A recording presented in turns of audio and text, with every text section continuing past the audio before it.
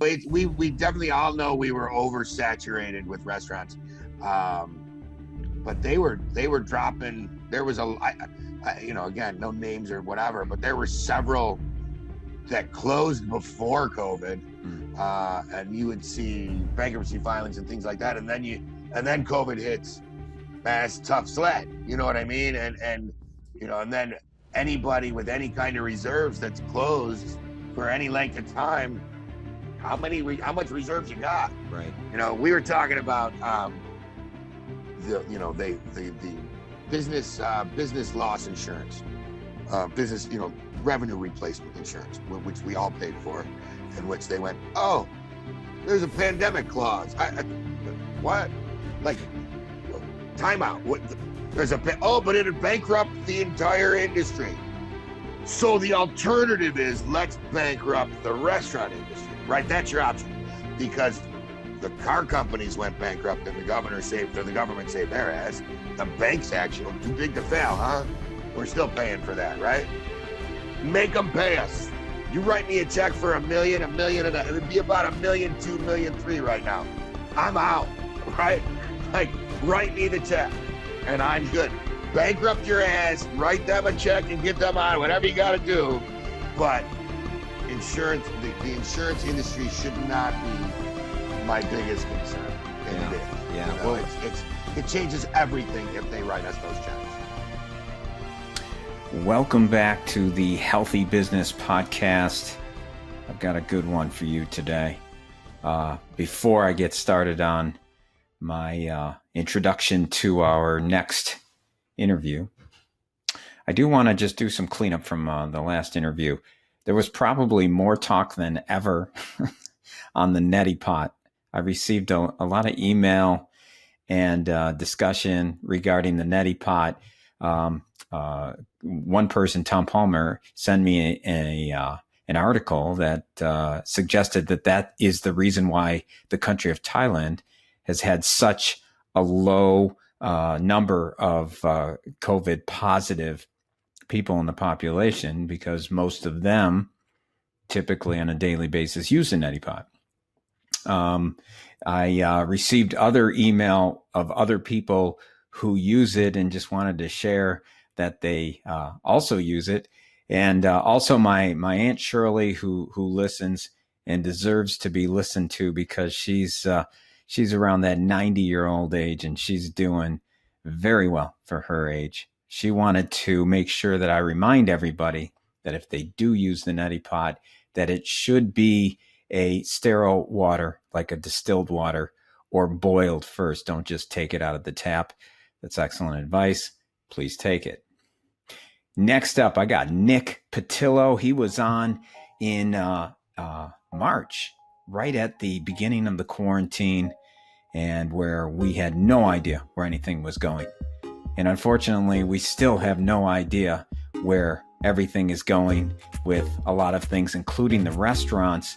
Nick Pitillo is the owner of Osteria 166 in Buffalo. He's the owner of the restaurant Villaggio in Ellicottville. He started, if you recall, the online stock the freezer when the quarantine began. And now he has something new called the Chalet Valet. And I'm telling you, this guy has a lot of energy, and you'll hear it in the interview. This one's a really good one. He tells some great stories. And you could just see the energy. You could just feel the energy from Nick. And this is what he does. And this is why he serves his customers so well. And this energy also is what you taste in the food. So I'm happy to have Nick Pitillo back. So I hope you enjoy. All right, let's go. Background, all right? You want me to? No, looking All fantastic, right, man. You're looking good too. Shaved the head, feeling good. Started a 100-day workout challenge. I'm 5 days into it. I only got 95 to go, Tom. Nice. What are you looking to lose? I gotta lose some weight. I must have put on 25, 30 pounds since I'm an all-time high. The last time I worked out was the last 100-day challenge, which ended right before the world caved in. You gained the COVID-19. Yeah, plus some, yeah, brother. Absolutely. Well, let's get right into it, Yeah, Nick. right on. I'm glad you're back. You know, the first time that we saw you in this podcast was right when the quarantine started, and Yeah. you had to make some quick pivots. But first, I'd love to know, how is Villaggio and Osteria doing right now? The actual restaurants that you have. Yeah, I mean, it's pretty tough sledding right now at Osteria. Villaggio is still closed. I'll come back to that. Osteria, when we when we were doing stock the freezer, our thought was, well, we've got the cooks here cooking stock the freezer stuff. Let's start opening up. So we started opening for lunch and curbside and things like that. Then when it went to 50% capacity indoor dining, and we worked with the city. We were actually on the city's commission of local restaurateurs to work with them to figure out some utilization of sidewalks, streets, etc. They just announced yesterday that Chippewa was, well, a couple days ago, Chippewa's closed to traffic from Franklin to Delaware.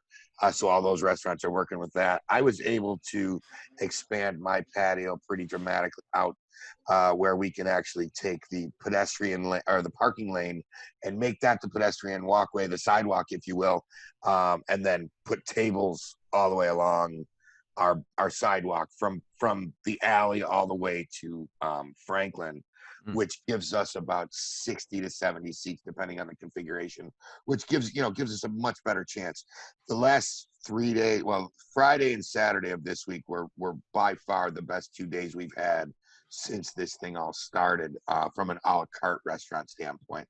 So we're encouraged. We are down to just 3 days there right now, due to demand. So it's Thursday, Friday, Saturday, and we are down to only Friday lunches currently, and that seems to be where it's kind of working for us right now. We're certainly doing catered events, drop-offs, any of that stuff. We're still doing stock the freezer, and that's kind of just keeping, scaling back labor and doing what we can. Obviously, a great night now isn't close to what a regular night was pre-pandemic, if you will.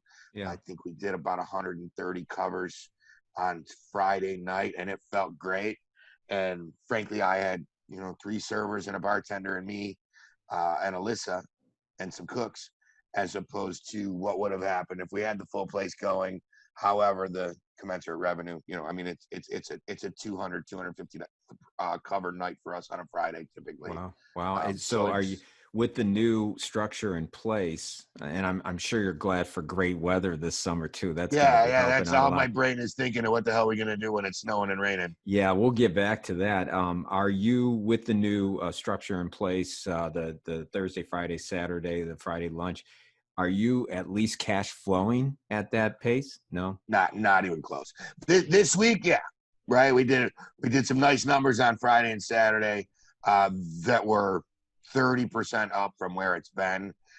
We're just trying to, we're playing kick the can, man. We're just kicking the can farther down the road and keeping it moving until some changes happen. Trying to pivot at every different, news conference, if you will. Yeah. Seems to be changing the program. The no drinking without eating thing really didn't hurt. I mean, it didn't affect us that much. Frankly, our best 2 nights were after that. But everybody came and everybody hung out and everybody had dinner and so our check average was up, if you will, as opposed to the people just sitting having a drink. Yeah, I heard that too, and I'm curious, what are the rules now? Because I saw that they were doing these dollar menus because you had to have food with the drink, and it was that kind was of the first response, and I the way I can only tell you how I see and how I interpret it, because frankly, we're all interpreting it a little bit different, and they're like I said, every day there's more clarification, there's more detail, there's changes, there's whatever, but the dollar menu was a creative response to, all right, you got to have food at every order. Okay, great. My first thought was, I'm doing a pop-up this Thursday with oysters and clams. Perfect. Buck a clam. Buy a dozen. You and your friends now, you and 3 of your friends have 4 drinks each. You're getting something to eat. That was just how do we respond to this? And then it was the whole, chicken wings don't count dilemma, and which obviously was adjusted quickly. In Buffalo. Are you kidding Yeah, me? yeah, not whatever. I don't sell chicken wings, so, but if I mean, imagine being Duff's and having the governor say that. Like, come on, bro. You've been to Buffalo. Let's be serious. But not trying to piss the guy off that runs the SLA. So, thus the reason you don't see our names on any lawsuits or any of that. Nah, man, I'm with you. But not right now. We got to see what happens. So, well, the restaurant owners are a hardy bunch. I mean, there's always yeah, no been shit, slim margins, and they and clearly pivoting is in the blood. You did that right when we first had our first interview back in March, and you started Stock the Freezer.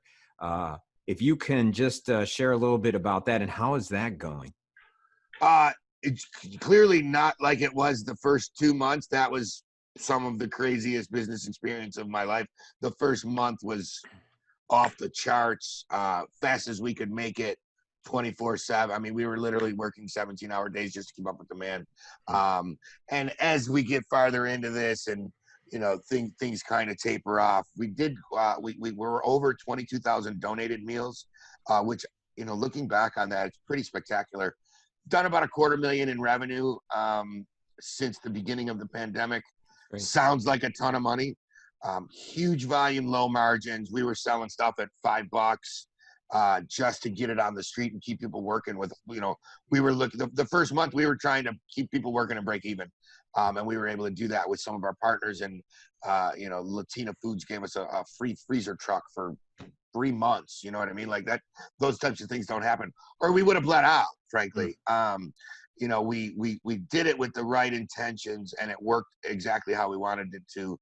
And then as we got into it, we felt like it's a viable longer term thing. What we're seeing is a ton of repeat business. The downside clearly is 95 degrees doesn't lead to me wanting a piece of lasagna. You know what I'm saying? Right. So, but the things that we put in place with the Dashes Markets deal, we're working on a couple other deals with some other retailers right now that I can't really get into, but that are close. And one of them's an 80-unit location in the region, which would be spectacular. Really just kind of, like I said, playing kick the can, man. I don't know what's going to happen tomorrow, but I know that today I got to try and get some deals done. And it's working. It's not enough yet, but I feel like, like I'll give you an example. Joe Dash Sr. And I were talking the other day with his manager, Mark, and they're like, man, if you're doing this in the summer, the volume we're talking, if you're doing this in the summer, when you get to fall and winter, you're going to be fine. Because it is moving, the product's moving. I don't know if you saw the Nani cutouts. They're pretty funny. We've got Nani, my mother, in every Dashes market. Yes. And it's fun. We're doing it for fun, but we're certainly doing it to remain viable and remain relevant, if you will. Well, and speaking of that, have you pivoted even beyond Stock the Freezer? We have actually, yeah. Being an Ellicottville guy, I'll touch on Villaggio real quick, and it kind of leads to the Chalet Valet thing that we're leading to now. Villaggio is my restaurant in Ellicottville, and we were really devastated down here. Canadian borders closed. Now the Ohio borders, they're not allowed to come here. There's a little bit of uptick in traffic, but rentals are 30%, 40% at the most right now. Wow. Which is rare. It's coming back. Let's just say that. Like this weekend, there was some good traffic. It is starting to come back, but it's not, it's not even close yet. So we have not reopened Villaggio. We did do a bunch of work with the Cattaraugus Community Action Group, and we're still doing 150 to 250 meals a week for them to be distributed to the needy, to the shelters in Cattaraugus County through a grant that they got. So that's a little bit of activity there. And we started thinking about, what are we going to do? We're going to have to keep people working. And there's the math doesn't work. There's 400 to 500 residents and 10 restaurants vying for 10 to 12 restaurants, depending on what day of the week it is, vying for them. If everybody goes to dinner tonight, you might get 20. You know what I mean? And the math just not there. The a la carte model doesn't work to set the kitchen up, set the mise en place, meaning the ingredients and everything. You got to have your whole menu ready to go. You don't know what they're going to order. The bartender's got to be on, the 3 cooks, the 2 servers, the host. The labor model is really tough, and the food cost model is tough. So we started going, all right, what are we going to do about that? Let's do some pop-ups and collaborations in the area. So this week, Thursday, I guess this coming Thursday, collaborating with a local bar called Madigan's, who old dear friends, family member with. I was the first employee hired there actually in 1983 when I was just a pup. Nice. So we're doing our food and our oyster bar called Osteria on their patio. Very nice. So we're not opening our restaurant, but my crew's going in. They're all really excited. As Murphy's Law would have it, I got a call from a buddy of mine. He's got 25 guys coming down to golf, wants to have a private event. Can you feed us? Absolutely. So we're having a 25-person private in Villaggio, which will be the very first action in that building since March 15th, because we closed on that Sunday. Remember it well. And so right now it's hurry up and finish the bathroom construction, get the door done. You got till Wednesday to get everything out of the building, get it all spit shined up. And then we're thrilled to have 25 guys coming for a private event. They got a 5-course meal. See, if I know who's coming and what they're having, I can absolutely have 0 waste of labor and 0 waste of product. So it's a no-brainer. The a la carte model doesn't work. The event model does. So we're going to just give them, we can only have up to 10 people at the table. So we're going to give them each 10, we're going to make 3 10 tops basically, fill them up. Everybody gets the same thing, but it's a great menu. They're doing, coincidentally, we're having the oysters right on the alley. So they're having oysters and shrimp and clams as their appetizer, a nice Caesar salad, excuse me, some Nani's ravioli and a meatball for a pasta course. And then they're all having tomahawk steaks and broccolini and smashed garlic potatoes. And then finishing up with a little dessert thing. So, wow. Now it's a nice check average. I got 3 employees. I know they're all going to make a nice couple of bucks. Everybody eats, everybody's happy. So we're going to market that beginning immediately for the Ellicottville market, because I don't care if it's 10. I can do, 4, 5, 6, 10 different parties of 10, as long as the menu's done in advance. Right. You got to come in with your mask on. You sit down. We're not going to the bar and hanging out. None of that's happening. But if you want to have a private event, I obviously would do just one. Depends on what we have. Right? It depends on what the fruit bears. But we would customize it. Typically, what I'm thinking right now is max would be 2 events. So 1 downstairs and 1 upstairs. And then what about the Chalet Valet? Yeah, so that was the other thing that we did for Ellicottville. As we sit down here and we go, all right, we're in a resort town, and albeit without a lot of resort traffic and tourism traffic right now, let's build something to prepare for when it's stronger, right? Yeah. So growing up here, I'm like, all right, well, we've got second homeowners, and we've got a ton. I found out a buddy of mine has 40 units in the Ellicottville market. I thought he had 1. Wow. I had no idea. He's so invested. So there are the Airbnbs, the VRBOs, the Holiday Valley Rental. ERA's got a big rental thing. We actually started this with ERA, the local office of ERA, to get it going. And everybody's kind of picking it up. So the premise is basically, I'm going on vacation. I don't want to go shopping. I don't want to go buy eggs and bacon and orange juice, and certainly don't want to go buy dinner. Well, I happen to sell food for a living. So the goal here is to get the rental agents, and then obviously to the homeowner. So if they sell somebody a home, to say, all right, let's say you're coming in on Friday, typical check-in day. By Wednesday, have your order to me, right? So you go, and the key is, as soon as I book, I get an email back that says, hey, chaletvaletevl.com. What's this? Click. Oh, cool. And you get your order to me by Wednesday. When you show up on Friday at, let's say, 3 o'clock, it's already in the fridge. It's in. It's done. Your eggs, your sausage. We've collaborated with several different businesses in the area. The breakfast packages from Dom the Butcher, and Cupcake Bakery is doing the scones. So they get, dozen farm fresh eggs, pound of bacon, some scones, whatever, right? That's that package. What else do they want? Well, burritos are great in the freezer. So my guy at Bike and Bean Dennis is doing we put some Bike and Bean burritos on there. You need beer when you're going on vacation, you need beer and wine. So Ellicottville Brewing and EDL Winery are on there, so you can order their product. And we'll expand it. I've had requests for charcoal grills and air conditioning units right now. What we want to evolve to is the concierge, if you will, for all of the resort properties. And the reality is that's not just Ellicottville. That's everywhere that you can rent an Airbnb. Just think Hamburg and Angola and Angola on the Lake and Sunset Bay, and they're all going out there renting these places. If we can stock all those freezers before they get there, it sounds like I might be able to put some people back to work. Well, that's great. And so are you leading the charge on this? Are you like talking to the other restaurant owners and trying to get them? Yeah, I am. Actually, we had our first delivery today. I'm very excited to say. Fantastic. It was great. It was kind of funny. So I get through the VBR owner or VRBO owner that I had mentioned. She says, "Hey, you're gonna get cost you staying with for 2 weeks." The quarantine thing didn't click, and she called me. She said, "Hey," she's from Cleveland, and I'm like, "Ooh, Cleveland." She's like, "Well, that's the point I'm here for.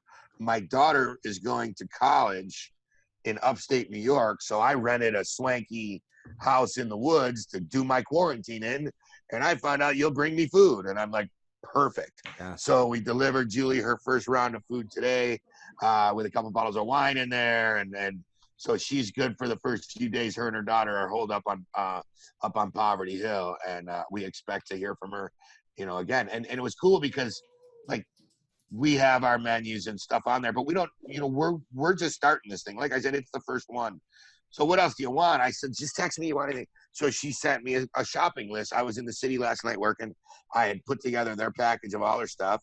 Because it's, like I said, it's a spinoff of Stock the Freezer. So she got Stock the Freezer lasagna and Stock the Freezer meatballs that are all our stuff. But, now we're slacking it for them and putting them in their fridge. And she says, I really need a couple of zucchini. What was that? It's a couple of zucchini, some garlic, and a couple of onions. I don't know what she's making, but she was pretty excited about it. So I stopped at Tops. I grabbed the stuff for her, charge her a few bucks to pick it. It would cost me 5 minutes. You know what I mean? Whatever we can do to make it work. And the woman was so thrilled when she got it. So, eventually I'd love to do something with our partners at Dashes, and we've been talking to them to have a system. It's their version of, I guess it would be Instacart, but it's called Rosie. And their entire inventory's on there. So we're trying to figure out how to build that into me so they can get their lasagnas and their meatballs and whatever, but they can get their milk or whatever, blah, blah, blah, and then just put a percentage on that. And in theory, Dashes and I would meet every Thursday, let's say, and I have a big walk-in cooler so I can stash everything, do the distribution on Friday before everybody arrives. That's kind of that's the thought, Yeah. Well, that's exciting. That's interesting. And I would think that Ellicottville right now would be, if you're in New York, it's probably not a bad place to go to vacation. Not too shabby, Tone. I can tell you that I'm pretty happy. People always ask me why I drive so far to work. And then I go, well, come on out and I'll show you. And I put my buddy in my side-by-side and drove up to the top of the hill. And I haven't seen anybody on my other than my 4th of July thing. I haven't seen anybody on my property in, about 140 days, which kind of works out pretty good. But we're just kind of chilling out in the woods, and it works. The area is definitely, was kind of a little bit of conflict with a certain faction of the village and the town are, don't come here. And all the homeowners and businesses are like, come on, you know what I mean? The Chamber of Commerce. So there was a little disconnect. And I think now as people are coming back and, people are being respectful of the new rules and regulations with the drinking and the masks and all these different things, it's starting to level off. People are starting, you see more businesses reopening, see more people arriving, and kind of just, it's a nice place for a drive too. Frankly, it's an hour away. But like we said earlier, man, winter's coming, and if it's just indoor now, I do have one of the biggest spaces in the village for indoor dining, but people are not comfortable coming in. Who knows what the real numbers are? I'm guessing 50% of the population isn't even leaving their house. So we're starting out with 50% of the population. We can only have 50% of our square footage utilized. You see where I'm going, right? It's not gonna. The numbers aren't gonna work. No one's sitting on Mohawk Street in January No. because they want to come support Nick. No. So not happening. let's talk a little bit about that. As the weather changes again, it's been an incredible summer. So it's been perfect for this. And it's a great opportunity, but obviously the weather will change. What do you expect to see? Will the state still have some kind of a restriction? Oh yeah. How much do you think? There's no way we make it to January 1st without at least what we have now with the 50%. I think. I can't imagine. I don't see anything on the horizon that's going to go, we're good. Everybody's, after the election. It's not changing the reality. Whoever wins, it's certainly going to change the public perception of it, and it's going to change the message that we're getting if it changes.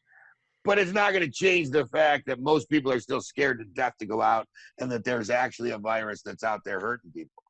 I was watching a Dr. Fauci thing this morning with the Harvard Business Review, and he said, when it started, the group of people that were getting it were, I want to say, he said 65 and up, and thus the deaths and right. And now the new spike, if you will, that's kind of happening now in Florida, Texas, even to a certain degree here. I want to say he said it was 18 to 30 was that group. So the cases are going up, the deaths are still going down. What does that mean? And he kind of went into I have an 83-year-old mother. I am petrified that I'm out there, man. I'm working. Who knows? It could happen to any one of us. But I don't want to bring it back to my mother. You know what I'm saying? And that's where the fear becomes, I wear my mask and people are like, wait, relax. And no, man, no, I'm not. Only because I don't want to hurt my mother. And obviously I have business interests. And at some point, someone in our industry is going to get sick if it hasn't already happened and not been public. And it's going to scare the shit out of everybody again. And everybody's going to go, clearly where the poor person, whether it's me or anybody else, we have no control over who it's going to, well, I don't want to say no control. If you're doing nothing and if you're not following the guidelines, then, you're on your own at that point. But everybody following the guidelines, it still might happen. And when it does, it's going to be a huge setback for our entire industry, which is already barely limping. Yeah. We were talking about it with my CPA last night, and there are, I can't name them, but if you know the market, there are like, well, let's just call it a handful of restaurants that are thriving, and I mean 5 and 6 in Western New York as a whole. A whole lot that may never come back, a whole lot that aren't even open, and a whole lot that are just trying to do whatever they can to stay alive and kick the can, man. And it's a scary, scary thing. Let's go a little deeper on that, because the margins better than anybody, and they're very slim, and no restaurant can survive at 50% revenue. No way. That would be so hard. So I guess let's start with the numbers this way. Before COVID, how many restaurants in the Buffalo and surrounding area about? Do you know? Because I could not find anything. I don't, but I do know that I want to say it was last June, because it was my anniversary, but we made a point that in those 6 years, 67, I believe, restaurants opened in the 6 years that I had been open, within a 2 or 3 mile radius of me. That's insane. You're right. I mean, we definitely all know we were oversaturated with restaurants. But they were dropping. There was again, no names or whatever, but there were several that closed before COVID, and you would see bankruptcy filings and things like that. And then COVID hits, man, it's a tough sled. You know what I mean? And then anybody with any kind of reserves that's closed for any length of time, how much reserves you got? Right. We were talking about the business loss insurance, business revenue replacement insurance, which we all paid for, in which they went, oh, there's a pandemic clause. What? Like, timeout. What? But it'd bankrupt the entire industry. So the alternative is let's bankrupt the restaurant industry, right? That's your option, because the car companies went bankrupt and the government saved their ass. The banks actually too big to fail, huh? We're still paying for that, right? Make them pay us. You write me a check for $1 million, it would be about $1.2 million, $1.3 million right now. I'm out, right? Like, write me the check and I'm good. Bankrupt your ass, write them a check and get them on, whatever you got to do. But insurance, the insurance industry should not be my biggest concern. And it is. Yeah. You know, Well, it changes everything if they write us those checks. if you feel that the state's going to keep it at 50% occupancy for at least the foreseeable future, maybe all No the way way we through. don't get through. There's no way it's not at least spring 2021, I would guess. No Okay. way if not sooner. How many percentage-wise restaurants will fail, do you anticipate? I've heard up to 75% from some pretty knowledgeable people. Wow. It's bad karma to talk about that. However, I guess 50%. I have no idea. I don't know everybody. I know that every day I wake up going, oh shit, I better come up with something for today. What am I doing for the next 3 months? What am I doing for the next 6 months? Chalet Valet is built to get us through the winter. Now, clearly I would like it to be a sustainable business and bring it to other markets and things like that. But the point is I got my first, I started 4 weeks ago. I got my first order today. 2 a week, 4 a week, 10 a week. Now it's something, right? Now it's one person's 2 day a week part-time job that they're, now winter comes and it's 20, 30, or you know what I mean? Like I said, she was $200 today. Give me 20 of those a week in 10 different markets. Okay. We can make something go of it. Yeah. You know what I mean? But Yeah. you know, those are long-term plays. Collaborations with our restaurants, that's just to pay the mortgage, you know? Yeah. Like I said, we're closed on here. I closed on that building on March 1st. Wow. If you can believe it. So Wow. there's two sides to that, right? Like, oh shit, I closed on that building. I could have walked away. Well, I'm not walking away anyways, but you understand what I'm saying. Sure. But the other side of that is I lowered my expenses substantially. So my mortgage is less than my rent was. And I own it. I own that asset. It makes my nut smaller to cover, I guess is my point. For the month, because I just don't want to go backwards. Right. So if I end up doing, like we did a pop-up at Holiday Valley on 4th of July weekend. It was phenomenal. Like, loved partnering with them, went on site, just did Italian sausage, meatballs, had some cool salads, real basic stuff. 2 employees, right? Sold a lot of Gatorade. But it was more than I would have done if I opened the restaurant on that weekend with less people. Those are the kind of things that I have to continue to figure out. Pop-ups at 42 North in East Aurora went great. Alchemy in Hamburg went great. We're actually getting requests for more locations, things like that. Those pay the rent, man. They pay the mortgage. They're not moving the needle in the bigger picture, but they're absolutely putting people to work. And we can't lose sight of the fact that they all need that. And you know, we haven't even talked about the $600 federal kicker. I'm assuming is the last week of that. But I know there's a lot of guys out there that can't get people to work. I'm not in that situation because we just don't have the demand currently. And we're scaled back. My salaried guys are working their asses off. And we're sprinkling in the hourly whenever we can to keep them going. We also don't want to take them over 3 days of work and $504 either. I don't want them to lose that money. You know what I mean? So balancing it out, letting everybody work a shift or two to keep it moving, kick the can. But you know what happens next week when that 6 out, everybody's gonna want to go back to work. There's no work for them. Do you see the restaurant industry changing forever? Because it already has, yeah. And I can't imagine it. I mean, you know, let's just say mid 2021, there's a vaccine, right? Yeah. It's gonna take a year to get normalcy. I mean, what we I've been saying this and I haven't done it myself, but I'd love to look back to what happened at the old during some of the other pandemics. How long did it take for normalcy to return? I saw a picture of Notre Dame Stadium packed, but everybody had a mask on. Mm. And whatever it was, the 30s or whatever, I don't even remember. How long was it then? And no one's talking about that. And obviously technology is different, but the comfort, the psychology of it's not going to change. I think that's the same. I think it's the biggest challenge is getting those people that are scared to death to come out of their house to be comfortable coming back out. And until that happens, you bet your ass our industry's changed.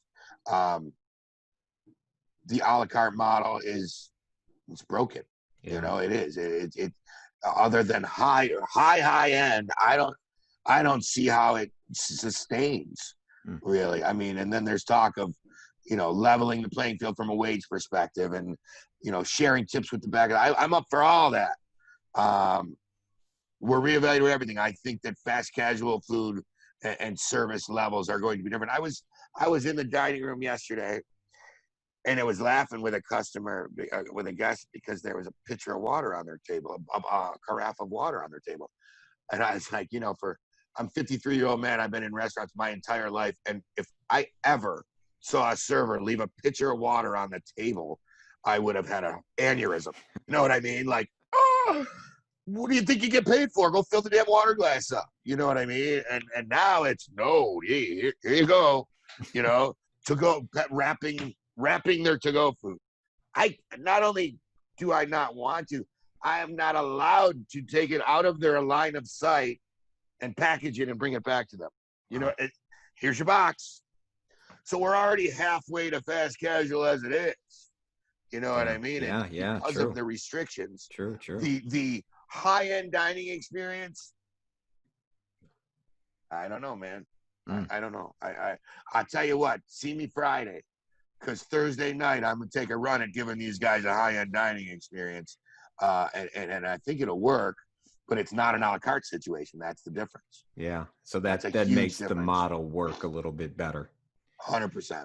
Yeah. Fantastic. Well, Nick, but by the way, just you had mentioned the lasagna and it being hot and people not wanting to necessarily buy it. Well, we went to stock the freezer 3 times here at my house, and my wife absolutely. You were the first delivery of stock the freezer. And it was wonderful, and it still is. We have that documented as well. We have that documented. I'm glad.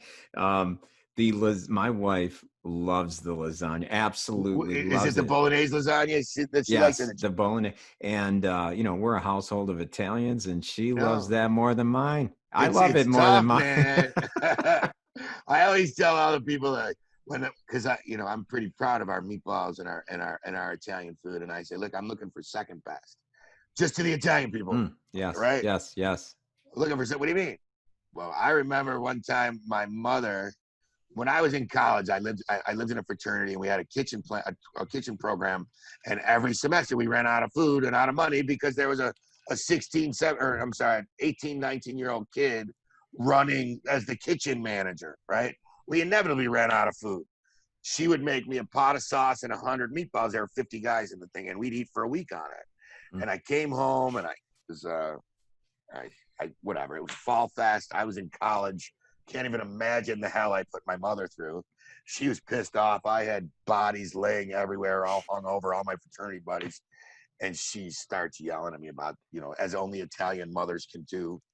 And she's like, I'm not making you sauce. And I was like, fine, Kim makes it better. My sister, who she taught. First, it was broken-hearted look in her eye, and then it was anger. And I didn't get sauce for 2 years, Tony. So I know I was exiled from my fraternity practically because I didn't bring the damn sauce till I bought my sister off. So I know that I'm always looking, because mom's is always best. Mm-hmm. So the ones that we like as Italians are the ones that are most similar to our mothers or our grandmother, whoever that matriarchal, right? Who taught you how to make it? I don't know if it's your mom or your grandma, but my mother. Seeing my mother and daughter make our 100-year-old family recipe Italian sausage. Come on. Yeah. That's what it's about. Right on. But a guest thinks their sausage is the best, right? So we gotta go for second best. Yeah. Well, I'll tell you what, there are very few restaurants that pass the test for sauce from me. And Osteria, man, you pass the test every Thanks, time. brother. It's a Thank you. wonderful thing. Nick, how can we, if we want to get to stock the freezer, Chalet Valet, Villaggio, Osteria, what do we got to do? Yeah. We'll go through all of them. So stockthefreezer.com is the main site for, and we've got, I think it's 5 restaurants we have on there now. We're, real quick on that. The challenge we're having is we all do our own fulfillment, right? So what we can't do is order some pierogies, some ribs, some meatballs from Marcos, some lasagna from me, and get them all delivered at the same time. And we're working on that. We're working on a marketplace for Stock the Freezer where we would have, some Buffalo favorites, and then we house the product. It's all in the same delivery. So hopefully in the next week or two, you'll hear about that. But I digress. So the first thing is stockthefreezer.com. The spinoff for Chalet Valet is currently only available in Ellicottville, but it will be expanded. And if someone's out to the lake or wants to have it, you can go to chaletvaletevl.com. So it's CHALET, VALET, and EVL for Ellicottville.com. That'll bring you, and it's really fed off of the Stock the Freezer site. So you'll have the non-Stock the Freezer items. Then you'll have the Stock the Freezer items. And then there's a note area where you can say, if you can get me some, the lady last night, she wanted 2 dozen chocolate chip cookies, right? What she doesn't know is I called my mother up and I said, "What are you doing?" She said, "No," I said, "Make me 2 dozen cookies. I'll pick them up on the way home." Nice. So the lady got 90 cookies. She didn't even know it. Oh my goodness. But she'll know it. So that's the two, the frozen model, if you will.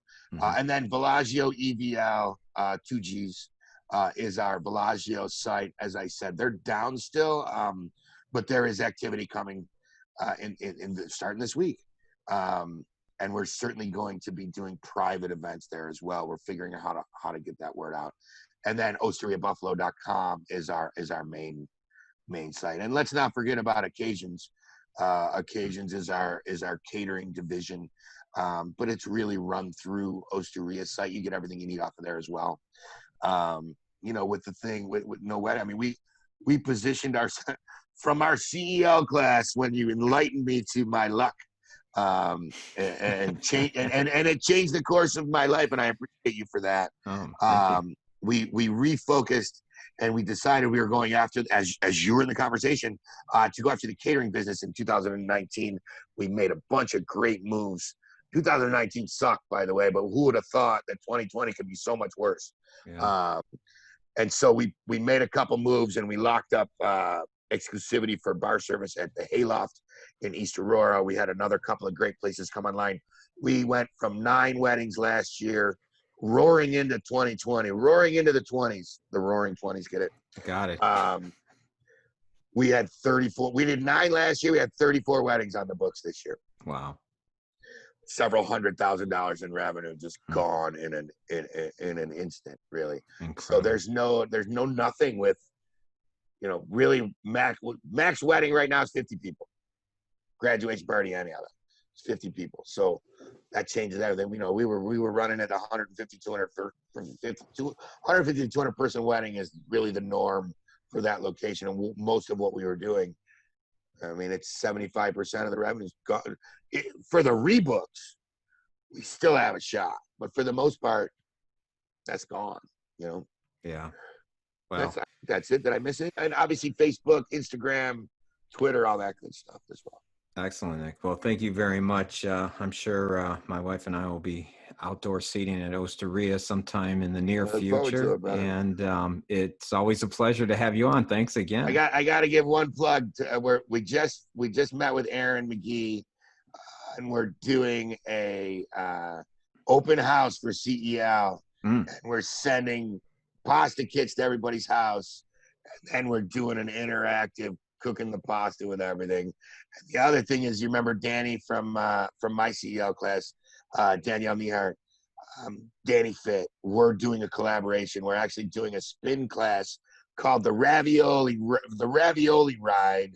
So 2 CEL grads collaborating. The Ravioli Ride will be coming to a spin bike near you soon. And what, do you have to eat a lot of ravioli before Yeah, you go you got. swimming? We figure you gotta get a little something out of the deal. So the poor kid's out there trying to run her gym with no. We can't have people inside, so she's doing outside spin classes, and I'm like, my 83-year-old mother will kick ass in spin class. We gotta bring her. I'm serious. She's in spin class like 4 or 5 days a week. It's insane. What now she can't because it's inside, but you know what I'm saying. So the plan is we're going to have the spin class, and then you're going to get a package of Nani raviolis to take home for dinner to splurge because you burned all the calories off.